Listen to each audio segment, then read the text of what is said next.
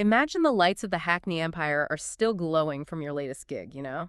The gold from your brand new TIC Special Award is literally still catching the sun on your mantle. Yeah, you're at the absolute top of your game. Exactly. But then, in a moment that it basically stopped the heart of the British airwaves, a single Instagram post shatters the whole celebratory mood. It really did.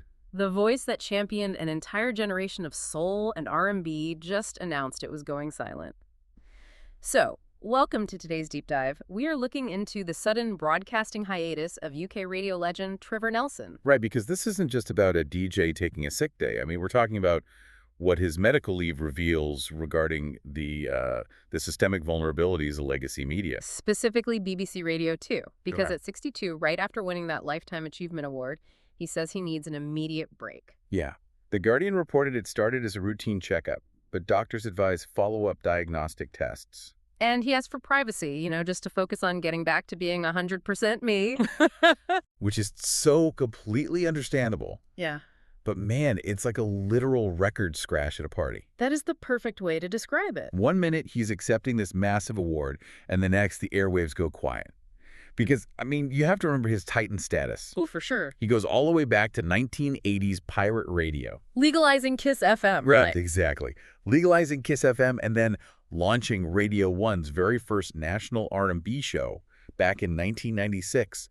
He even got an MBE in 2002. So he's not just a DJ. No, not at all. He is the foundational bridge between black music and mainstream British culture. Which explains why the industry reaction was it was massive. When a titan like that falters, the industry doesn't just watch. Everybody rallies. Oh, it was like a digital hug from the whole UK music scene. Yeah, we saw messages from Stormzy, Alesha Dixon, Beverley Knight. Beverley actually wrote, "Health, first and always." And then Vernon K's tribute on air was incredibly moving, too. Yeah, he mentioned they had just played golf. Right, just a few weeks ago. And he said Trevor was in this really buoyant mood. Yeah. It just shows you never really know what someone's dealing with behind closed doors. So true. And corporately, Lorna Clark, the director of music, she made it clear the door is wide open for whenever he's ready. But in the meantime, it is a logistical scramble. Yeah, because independent venues rely on him. His Soul Nation summer tour dates like Glasgow and Manchester, they're now completely postponed or in limbo. And these independent venues, they operate on razor-thin margins. They don't just book Trevor Nelson to spin tracks. They're basically renting access to his 3 million daily radio listeners. Right, so when he drops out, their entire marketing pipeline just collapses overnight. Exactly. And the BBC had to deploy this massive mitigation strategy.